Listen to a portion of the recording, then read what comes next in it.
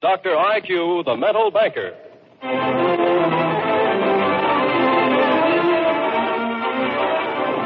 Presenting Dr. IQ.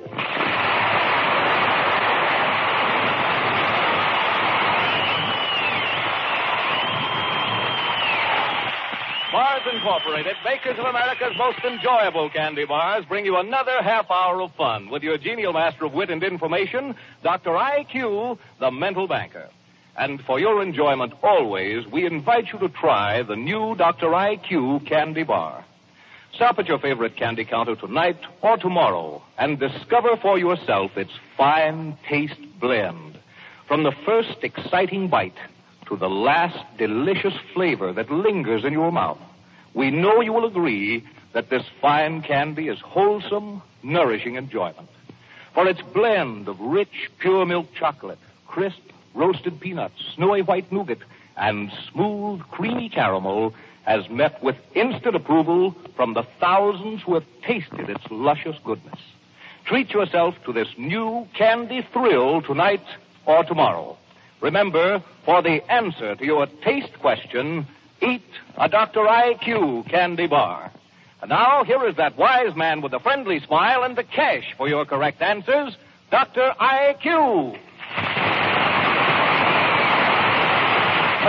Thank you, Mr. Anthony, and good evening, ladies and gentlemen. My assistants are stationed throughout the audience with portable microphones, which will enable members of the theater audience to remain in their seats while answering the questions I ask from the stage. And may I present those assistants? Ed Reimer's on my right downstairs. Thank you, Doctor. Ward Benton in the center aisle downstairs. Thank you, Doctor. Pat Hill on my left downstairs. Thank you, Doctor. Ken Powell in the right balcony. Thank you, Doctor. Charlie Lewis in the center balcony. Thank you, Doctor. And Bill Mayhew in the left balcony. Thank you, Doctor. And so to our first contestant of the evening, Ed Reimer's on my right downstairs. I have a gentleman, Doctor. $15 silver to that gentleman with the correct answer to this one. Many American youths are answering their country's call by enlisting in the Army Air Corps. To enlist now, you may be between the ages of 18 and 26, single or married, and without formal education. Now, one of the most famous names connected with the Army Air Corps is its West Point of the Air.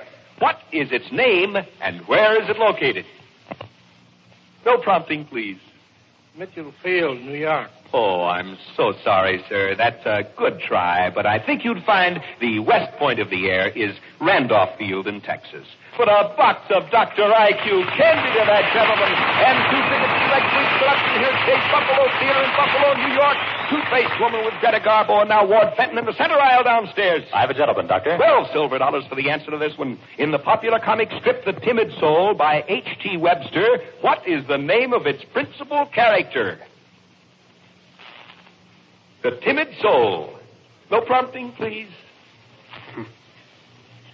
Sorry, I can't think of it. Oh, I'm so sorry, sir. I think you'd find it Casper Milk Toast, wouldn't you? But a box of Dr. IQ candy to that gentleman, and 2 tickets to next week's production here at Chase Buffalo Theater in Buffalo. Pat Hill on my left downstairs. I have a gentleman, Doctor. $19 silver to that gentleman for this one. An engraver is commissioned to engrave a cube of metal. He is to engrave as many of the cube's surfaces as possible, but no 2 engraved surfaces may touch. For his work, he is to be paid $10 for each surface he engraves. Under his instructions, how much will he be paid? Would you repeat that, Doctor, please? Yes, I'll be happy to repeat that, sir. An engraver is commissioned to engrave a cube of metal. He is to engrave as many of the cube's surfaces as possible, but no 2 engraved surfaces may touch. And for his work, he is to be paid $10 for each surface he engraves. Now, under those instructions, how much will he be paid? I'm sorry, Doctor. I don't know. Oh, I'm sorry. Don't you want to try on it? Remember, no 2 surfaces may touch. $10 for each surface. Oh. 5 seconds, please, sir. Want to try? 3. 3? Oh, I'm sorry. It's 2. $20. Only 2 surfaces can be engraved without touching another surface. But a box of Dr. IQ candy to that gentleman. Thanks for trying. And 2 tickets to next week's production of Chase Buffalo. Now Ken Powell in the right balcony. I have a lady, Doctor. $16 silver to that lady for this one. The Pan American Conference of the Nations of the 2 American continents is now meeting to discuss united plans against the Axis. In what South American city is this important conference being held? Rio de Janeiro? Rio de Janeiro, $16 silver to that lady. doctor. Name and address, please. Cornelia Handler, 126 Moselle Street, Buffalo, New York. Thank you. Congratulations to you as our first winner on tonight's program, Charlie Lyons in the center balcony. I have a gentleman, doctor. 21 silver dollars for this one. On the Liberty Head nickel, there are 13 stars surrounding the head. Now, how many points has each of these stars? No prompting, please. 5 stars. No, there are 13 stars. How many points? Oh, I see. How many points on each star? No prompting, please. 5 seconds. Time's almost up. I'm sorry, I don't know. Well, I'm sorry, sir. I think you'd find it 6 points on each star. But a box of Dr. IQ candy to that gentleman. 2 tickets to next week's production here at Shade Buffalo Theater. Now, Bill Mayhew in the left out. I have a lady, doctor. For tonight's program, the clues for our biographical sketch of a famous personality were sent in by Mr. Michael Lang of 716 Wallace Street, Erie, Pennsylvania. The judges could choose only the single entry they felt was presented in the most interesting manner. But since a number of you suggested the same personality, the makers of Dr. IQ candy are going to send a box of the new Dr. IQ candy bars to each of the other contestants, sending in a sketch last week before midnight Thursday on the personality chosen for tonight. For using his information, the makers of Dr. IQ candy bars are going to send to Mr. Michael Lang a check for $250. Now, if you can correctly identify the personality I'm describing after the first clue is given, I'll give you 75 silver dollars. Of course, the longer it takes you to identify him, the less your reward. But if your reward decreases, we will add all that you missed to the $250 Mr. Michael Lang will receive. Are you ready now for your first clue? Yes. $75. He was born in Easttown Township, Pennsylvania, on New Year's Day, 1745, and is remembered as a reckless and brave soldier in our American Revolution. I don't know, Doctor. All right, $60. In school, his studies came second to his love of playing soldier with his classmates, thus upsetting the plans of his teachers.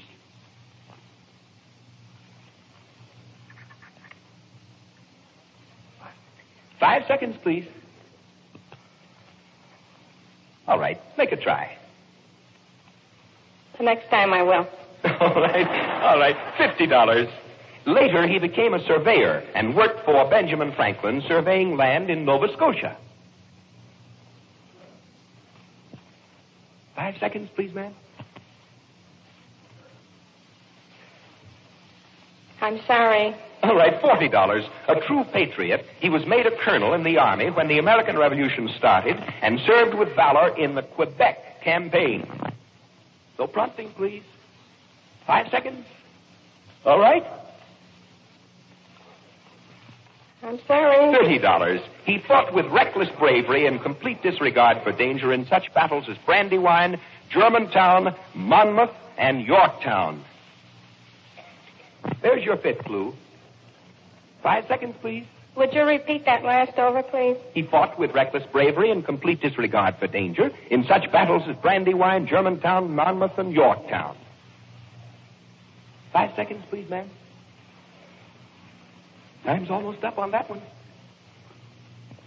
$25. I'm sorry. All right, $25. Two of his most daring exploits were the dash through enemy lines with supplies for Washington's forces at Valley Forge and his storming and capture of Stony Point in a daring night attack.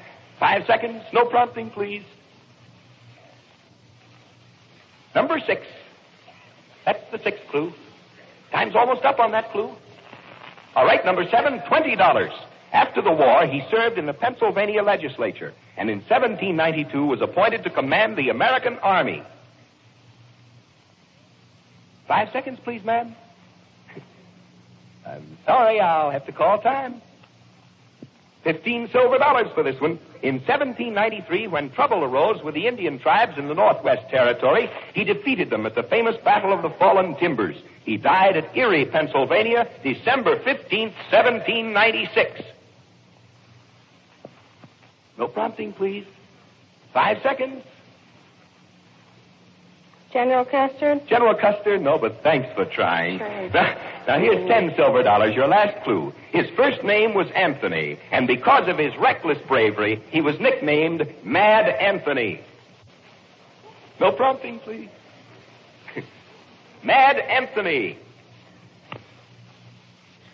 5 seconds. Oh, I'm sorry, ma'am. I'll have to call time. I think you'd find it General Anthony Wayne, Mad Anthony Wayne. But a box of Dr. IQ candy to that lady and 2 tickets for next week's production here at James Buffalo Theater in Buffalo, New York. Consequently, $325 will be sent to Mr. Michael Lang of 716 Wallace Street, Erie, Pennsylvania, for sending in the winning sketch on General Anthony Wayne. A box of the new Dr. IQ candy bars will be sent to each of you also sending in a sketch on Mad Anthony Wayne last week before midnight Thursday.